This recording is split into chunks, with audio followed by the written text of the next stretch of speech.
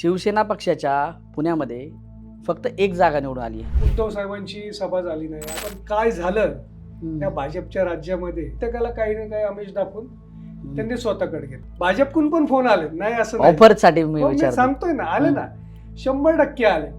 पण आम्ही शिवसैनिक घेऊ असल्या ऑफरला आम्ही विचारत तुम्ही एक मशाल पेटवलेली, ही मशाल पेटली ना 5 वर्ष प्रकाश याचा आहे ना आपल्या सगळं पुणे शहरात राहणार आहे. पुणे शहराला दिसेल तो प्रकाश. 100% दिसणार आहे. तुम्हाला अपेक्षित लीड मिळालं का तिथनं?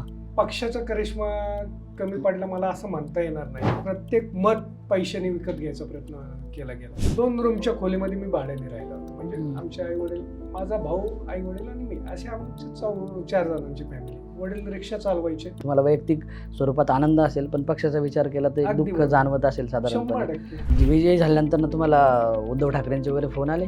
उद्धव साहेबांचं माझं बोलणं नाही आलं, पण लोकांनी तुम्हाला उभं केलं आणि लोकांनीच तुम्हाला निवडून आणलं की हा माणूस आला तर आपलं काम करणार. शिवसैनिक घेऊ. नाही, पण समोर तुमच्या भाजप आहे, भाजप सुद्धा भाजप आहे. तुम्ही हे पिक्चर कधी इमॅजिनच केलं नव्हतं की अशी पण वेळ येईल असं? पक्षाला जिथं माझी गरज लागेल ना तिथं मी उभा असणार, हे 100% खरं आहे.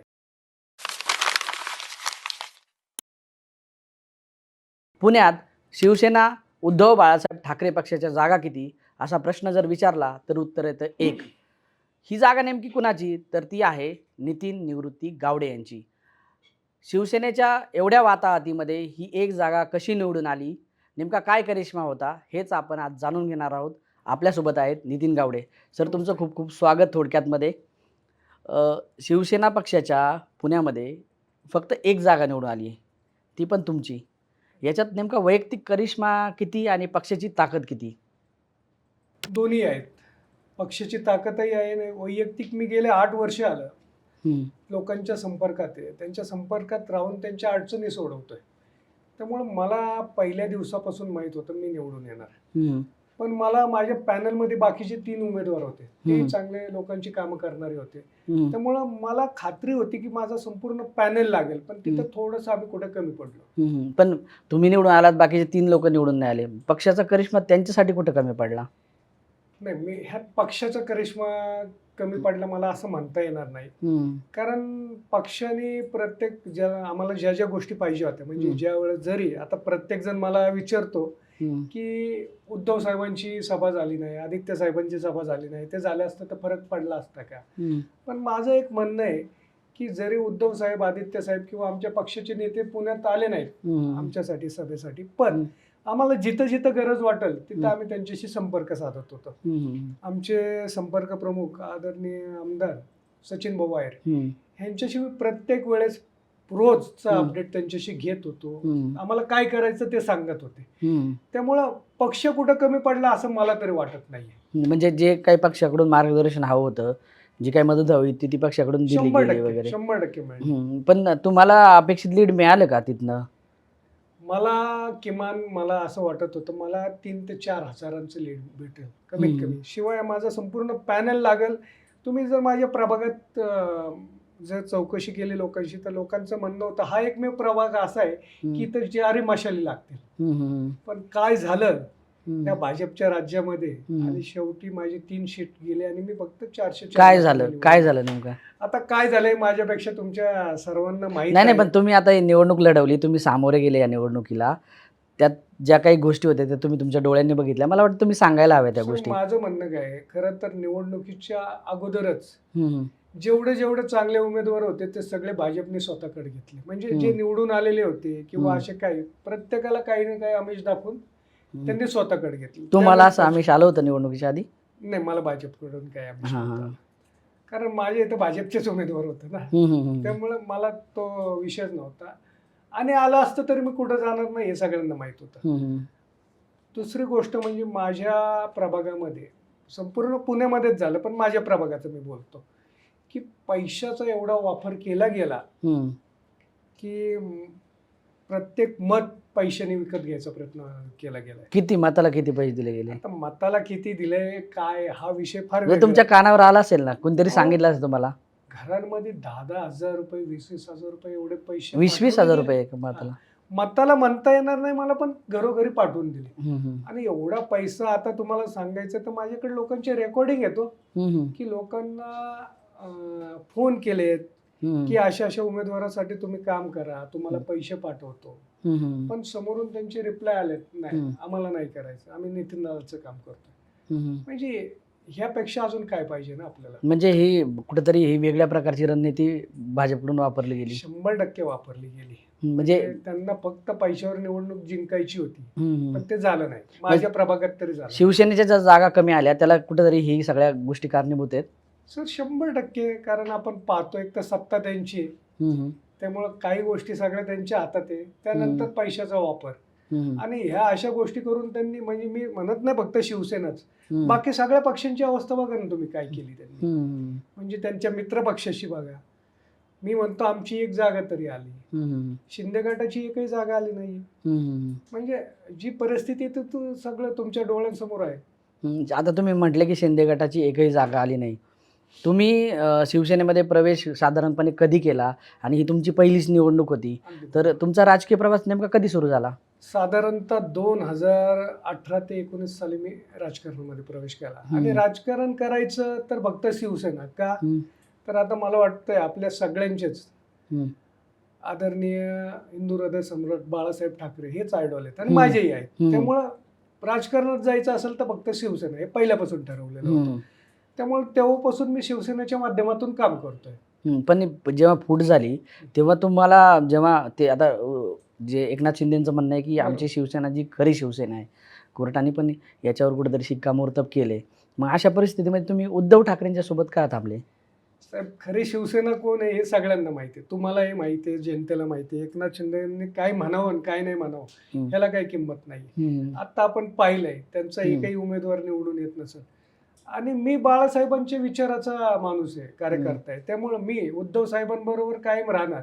आता मी तुम्हाला काय म्हणलो, मला आत्तासाठी काय ऑफर नव्हती की निवडणुकी, पण त्यावेळेस मला शिंदे गटासाठी फार ऑफर होता ना, पण मी नाही ना गेलो. कारण मला समाजासाठी काम करायचं होतं. समाजासाठी काम करायचं असेल तर बाळासाहेबांचेच विचार डोक्यात पाहिजे आणि आमचा श्रद्धास्थान उद्धव साहेब आहेत. त्यामुळे आम्ही त्या पद्धतीनेच काम करत होतो. निवडून आल्यानंतर शिवसेनेकडून जास्त फोन आले का भाजपकडून जास्त फोन आले? नाही, मला माझ्या पक्षाकडूनच फोन आले, भाजपकडून पण फोन आले, नाही असं नाही. ऑफरसाठी मी मी विचारतो. सांगतोय ना, आले ना, 100% आले. पण आम्ही शिवसैनिक घेऊ असल्या ऑफरला आम्ही विचारत नाही. काय ऑफर होत्या? ऑफर बऱ्याचशा काय ऑफर होत्या, पण त्या आमच्या इथपर्यंत पोहोचतच नाहीत. ऑन एअर सांगण्यासारख्या नाही. आता ते तुम्हाला सगळ्या माहिती आहे. आणि त्यांना मला खरं सांगायचं झालं ना, तर आम्हाला या असल्या ऑफरने काही फरक पडत नाही. आम्ही शिवसैनिक आहे, आम्हाला काम करायचं, आम्हाला निवडणूक लढायला पैसा लागत नाही, तर नंतर कशाला पैसा लागणार. निवडणुकीत तुमच्या ज्या तुम्ही विरोधक होते तुमचे, त्यांनी पैशांचा वारेमाप वापर केला असं तुमचं म्हणणं आहे. मग नेमके असे काय मुद्दे होते तुमच्याकडं, असे काय प्लस पॉईंट होते की एवढा मोठा पैशाचा वापर होऊन सुद्धा तुम्ही त्या सगळ्या याच्यामध्ये तग धरला? मी लोकांना फक्त एकच सांगत होतो, गेले 8 वर्ष मी काम करतोय आणि काम करताना माझ्या इथं भाजपची आणि राष्ट्रवादीचीच सत्ता होती. महानगरपालिकेत सत्ता त्यांचीच होती, बरोबर. राज्यातही सत्ता त्यांची होती, बरोबर. केंद्रातही सत्ता त्यांची होती. असं असताना ही प्रभागातली कामं होत नव्हती. मी त्यांना फक्त ज्या वेळेस मी निवडणुकीला सामोरं जात होतो एकच सांगितलं, गेले 8 वर्ष आपण जे भोगतोय ना, ते पुढचे 5 वर्ष भोगायचं नसेल तर तुम्ही मला साथ द्या. आणि हे लोकांनी केलं. त्यांना माहित होतं हा माणूस काम करणार आहे, तर ह्याला आपण साथ दिलं पाहिजे. तुम्हाला काय अनुभव सांगतो साहेब, मी ज्या वेळेस निवडणुकीचा दिवस होता वोटिंगचा, एक मुलगा 5 वाजता अगदी गेटवर धावत पळत आला आणि मला म्हणलं मला मतदान करायचंय मधला. मी तिथं बूथवर उभाच होतो. मला काय दादा, एक मत पण महत्वाचं आहे, तुमच्यासाठी नाही आमच्यासाठी, कारण तुम्ही निवडून आले पाहिजेत आणि हे आमच्या डोक्यात आहे, म्हणून मी एवढा धावत पळत वोट करत आलोय. म्हणजे ही लोकांची आहे ना तळमळ होती आपल्यासाठी, कारण त्यांना माहिती आहे की हा माणूस आला तर आपलं काम करणार आहे. आज जर बघितलं तर निवडणुका ह्या पैशाच्या जोरावर लढवल्या जातात, त्यासोबतच पक्षाच्या ताकदी असेल त्या ताकदींवर लढवल्या जातात. पूर्वी काय व्हायचं की लोकांच्या जनमतामधनं एखादा उमेदवार उभा राहायचा. मी असं ऐकलं की लोकांचा खूप दबाव होता की तुम्ही निवडणूक लढवावी म्हणून असं. आणि मी तुम्हाला या ठिकाणी बोलवायचं कारण पण तेच आहे की शिवसेनेचे तुम्ही एकमेव नगरसेवक तर आहातच, पण मी असं ऐकलं की ही निवडणूक लोकांनी हातात घेतली होती, लोकांनी तुम्हाला उभं केलं आणि लोकांनीच तुम्हाला निवडून आणलं. तर याच्यात कितपत तथ्य आहे? अगदी बरोबर आहे. ही निवडणूक लोकांनीच हातात घेतली होती म्हणून मी निवडून आलो. तुम्हाला सांगतो, माझा निवडणुकीचा रिझल्ट लागला आणि मी तिथं गेलो असता अगदी 15-20 मिनिटं तर अर्धा तासात तिथं 5,000 ते 7,000 मुलं युवक तिथं जमले माझ्या बरोबर येण्यासाठी. मलाही आश्चर्य वाटलं की अर्धा पाऊण तासात एवढी लोक आली कुठून, एवढी मुलं आली कुठून. मग मला तेव्हाही अंदाज, मला आधी माहीतच होतं की माझ्यासाठी आहे ना फार लोक बाहेरून काम करतायत. प्रत्येक मुलं, महिला घरोघरी जाऊन सांगत होते. मी जर एखाद्याला भेटलो तर मला आधीच सांगायचे, दादा 5-6 जणांचा तुमच्यासाठी फोन आलाय बरं का. आता मला येताना एक आजोबा भेटले होते. त्यांनी मला सांगितलं, दादा मला माझ्या मुलांनी 2 वेळा सांगितलं की नितीन दादाला मतदान करा बरं का. म्हणजे अशा प्रकारे ज्या गोष्टी चालू होत्या ना, तिथं मला माहित होतं की ही निवडणूक आता लोकांनी हातात घेतली. तुमच्या मागे जो आहे तो युवक वर्ग मोठ्या प्रमाणात उभा राहिलेला पाहायला मिळाला. प्रचारात पण बऱ्याचदा तुमच्या युवक वगैरे होते. तर युवकांमध्ये एवढी क्रेज काय पर्टिक्युलर कारण त्याच्या पाठीमागं? सर, मी पुरंदरचा मावळा आहे. म्हणजे मी माझं गाव सासवडच्या तिथं सोनोरी म्हणून गाव आहे. तुम्हाला माहिती, ती जन्मभूमी कुणाची? शंभूराजांची जन्मभूमी. बरोबर.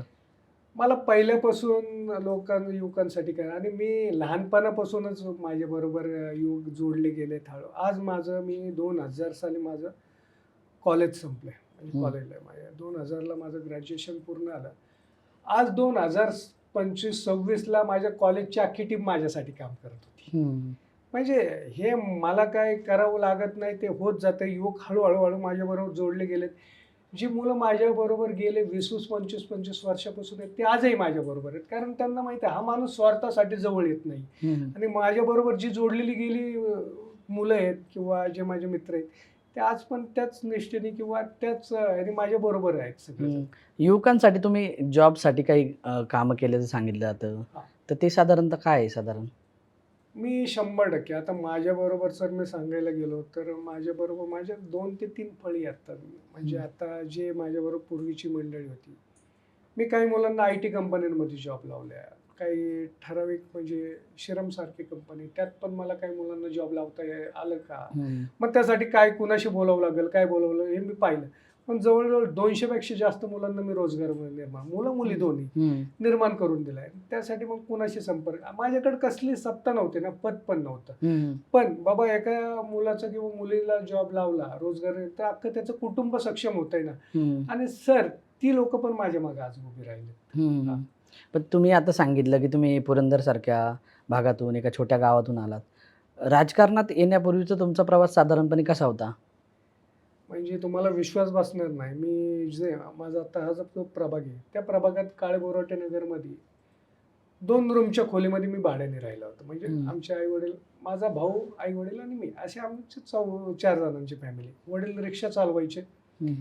मी कॉलेज केलं, म्हणजे साधारणतः काम करता करता कॉलेज केलं. कॉलेज नंतर मी व्यवसायात शिरलो आणि तिथून पुढे मला मागं बघावं लागलं नाही. म्हणजे व्यवसायातून हळूहळू पण मी ठरवलं होतं काही ठराविक वेळेनंतर समाजासाठी आपल्याला गोष्टी करायच्या. पण मी आर्थिक स्थिर झालो आणि साधारणतः गेल्या 10 वर्षापासून मी समाजासाठी काम करायला चालू केलं. त्यातून मी आता तुम्हाला सांगितल्याप्रमाणे 2018-19 पासून मी राजकारणात सक्रिय झालो. कारण मी ज्यावेळेस समाजासाठी काम करत होतो तेव्हा मला जाणवलं की काही गोष्टींसाठी राजकारणाची जोड असणं फार गरजेचं आहे.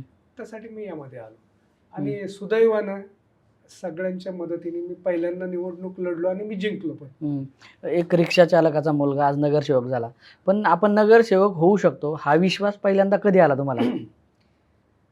मला खरं सांगायचं झालं तर मला हा विश्वास मला नव्हता, तर माझ्या सहकाऱ्यांना आणि मुलांना म्हणजे मतदारांना होता. निवडणूक लढवावी हा विचार माझ्या कधी डोक्यातच नव्हता. पण लोकांसाठी काय ना करत राहायचं हे माझ्या डोक्यात कायम होतं. माझे एक मित्र आहेत, ते IAS आहेत. त्यांच्याकडे मी काही कामं 1-2 वेळा घेऊन गेलो. तर त्यांनी मला सांगितलं, दादा तुम्ही दरवेळेस म्हणताय हा राजकारणी मदतच करत नाही. मी घेऊन गेलो की तो तुमच्या मागे एवढा जनसमुदाय, तुम्ही एकदा विचार करा ना. ते ज्यावेळेस बोलले त्यावेळेस माझे 10-12 सहकारी माझ्या बरोबर होते. त्यांनी मला म्हणलं, दादा आपल्याला हा विचार करायला काहीच हरकत नाही. आणि तिथून पुढे थोडासा विचार केला आम्ही आणि सगळ्या गोष्टी घडत गेल्या. मी त्यात आलो आणि आज जे दिसतं ते तुमच्या समोर आहे. तुम्ही आता निवडून आलात, पण पक्षाची एकीकडं वाताहत झालेली दिसते. तुम्हाला वैयक्तिक स्वरूपात आनंद असेल, पण पक्षाचा विचार केला तर एक अगदी दुःख बरोबर. जाणवत असेल साधारणपणे. 100% सो आता पक्षासाठी काय करायचंय वगैरे काही योजना आहेत डोक्यामध्ये तुमच्या? हा नक्कीच. मी आता तुम्हाला सांगतो ना, आता आमचे 2 शहर प्रमुख आहेत, संजय मोरे, गजाननजी थरकुडे. दोघांशी माझं बोलणं झालं. आता सगळ्यात महत्त्वाचं म्हणजे आहे ना, मी माझ्या प्रभागावर तर लक्ष देणारच आहे. पण माझ्या पुणे शहराच्या शिवसेनेसाठी आम्हाला काय करायचं यासाठी आमच्या दोघा-तिघांचं आमचं बोलणं चालू आहे. आणि मी तुम्हाला खात्रीच देऊन सांगतो, म्हणजे मी तुम्ही जर माझा प्रवास बघितला ना, मी कुठंच म्हणजे अति उत्साही बोलत नाही. पण मी येत्या 5 वर्षामध्ये आम्ही आहे ना, मी म्हणणार नाही की मी माझ्या पक्षाचे 100 नगरसेवक आणेल. पण किमान 20 ते 25 नगरसेवक कसे येतील ना, ह्या दृष्टीने मी आहे ना, पुण्यामध्ये शिवसेनेचं आम्ही काम करणार आहे. तर तुमचं विजयी झाल्यानंतर ना तुम्हाला उद्धव ठाकरेंचे वगैरे फोन आले?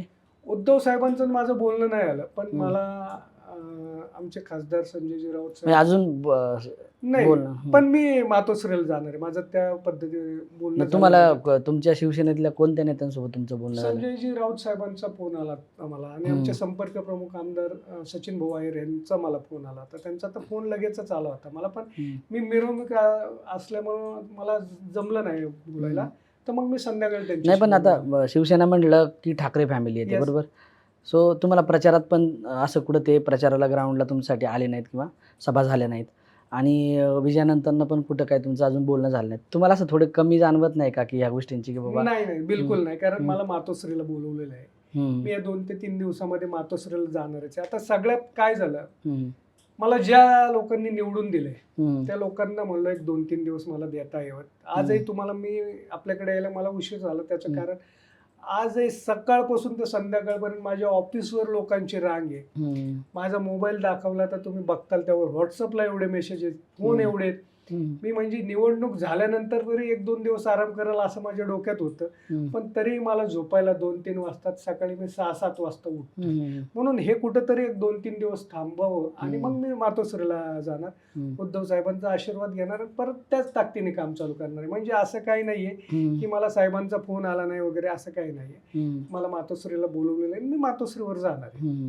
आता तुम्ही एकमेव नगरसेवक आहात शिवसेनेचे. आता इथून पुढच्या काळामध्ये निधी मिळताना कुठेतरी तुम्हाला त्रास होऊ शकतो. तुम्हाला इथं राजकारण करताना त्रास होऊ शकतो. तर ह्या गोष्टी कशा टॅकल कराल तुम्ही आता? साहेब आम्ही शिवसैनिक या गोष्टीला कधीच घाबरलं नाही. नाही, पण समोर तुमच्या भाजप आहे. भाजप सुद्धा भाजप आहे. मी तुम्हाला काय सांगतो, माझ्या समोर पण आता भाजपचाच उमेदवार होता ना, हां. पण मी त्याला हरवलं ना. हं. अहो माझ्या डोक्यात आता काय मग सभागृहातही तुम्ही येस, माझ्या डोक्यात काही प्लॅन आहेत सभागृहासाठी हं, आणि तुम्ही सगळेजण बघणार आहेत. काही हं. दिवसात तुम्हाला त्या गोष्टी दिसतील. हं, आता मला तिथं कोणाला हरवायचं नाही. माझी हं. लढाई कोणाशी नाही. मला आता हं. काय करायचंय, फक्त माझ्या प्रभागाचा विकास करायचा आहे हं, आणि संपूर्ण पुणे शहरासाठी ज्या ज्या गोष्टी शहरासाठी गरजेच्या आहेत, हं. माझ्या पक्षासाठी गरजेच्या आहेत, त्या मला करायच्या आहेत आणि ते मी हं. करणार आहे.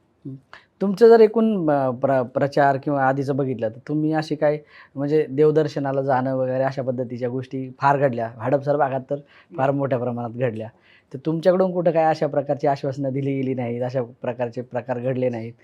याला काय कारणं आहेत आणि काय होतं साधारणपणे तुमचं विजन काय होतं लोकांसमोर तुम्हाला एक जाण्याचं? सांगू का, मला याची गरजच कधी वाटली नाही. हं, म्हणजे मी कधी कुणाला देवदर्शनाला नेलं नाही किंवा अजूनही बाकी काय कोणते आमिषही मी दाखवले नाही की मी तुम्हाला हे देतो, ते देतो, ते देतो. मला त्याची गरज का वाटली नाही, कारण लोकांनी बघितलं गेले 8 वर्ष त्यांचा शिल्लक काही सिंगल प्रॉब्लेम असेल तर त्यांचा मला फोन यायचा. मी 5व्या मिनिटाला तिथं पोहोचायचो. हं, मग ते हॉस्पिटल असू दे, मुलांचे ॲडमिशन्स असू द्या किंवा या प्रशासकीय सेवा, ड्रेनेज असू द्या, रस्ते असू द्या, पाणी असू द्या, हं, त्यांच्या प्रत्येक गोष्टीला मी उभा राहिलो होतो. आणि तुम्हाला मला आवर्जून सांगावं वाटतं की ज्या 2 दिवस अगोदर, निवडणुकीच्या अगोदर मला एक आजी भेटल्या होत्या. हं, त्यांनी आता मला लक्षातही नव्हतं.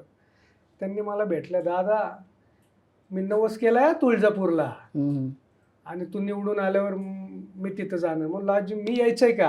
हं, "नाही नाही, तू नाही आला तरी चालेल, पण मी जाणार आहे आणि मग तुझ्यासाठी करते." हं, म्हणजे लोकांना पैसे नेऊन तिथं लोकांना देवदर्शन करायला लागत होतं. पण त्या आजीनी माझ्यासाठी या गोष्टी कारण त्यांना वाटत होतं हा माणूस, हा मुलगा निवडून आला पाहिजे, हं. त्याशिवाय आपल्या प्रभागाचं काय. आजही तुम्ही प्रभागात जा ना. मला म्हणजे मला काही लोक भेटली, लोक मतदान करायला जाताना आहे ना, लोक भेटतात त्यांना मला मतदान, तुम्ही मतदानाहून आलेल्या लोकांना भेटताय. पण म्हणलं ते ऐकलं ना काय सांगतं, दादा तुम्हाला मतदान करून आलंय. मला माहित आहे ना, मला लोकांना कन्व्हिन्स करायची गरजच नव्हती, कारण मी गेले 8 वर्ष त्यांच्या संपर्कात होतो. कन्व्हिन्स करायची गरज कोणाला होती? ज्यांना पैसे देऊन मतदान करून घ्यायचं होतं, त्यांना सांगायचं होतं. मला सांगायचीच गरज नव्हती ना कधी. आता तुम्ही निवडून आलात, साधारणपणे प्रायोरिटी कोणत्या कामांना आहेत? मी सगळ्यात आधी, मला हे मूलभूत प्रश्न आहे माझ्या प्रभागात आहेत, पाणी, रस्ते, ड्रेनेज आणि सगळ्यात महत्वाचं म्हणजे ट्रॉफिक. हे तर मला संपवायचे. त्यानंतर मला तुम्हाला सांगतो, माझ्या प्रभागामध्ये एकही शासकीय रुग्णालय नाहीये. ते मला कसं करता येईल? मुलांना खेळण्यासाठी क्रीडांगण नाहीये. आपण खेळाडू कसे घडवणार ना?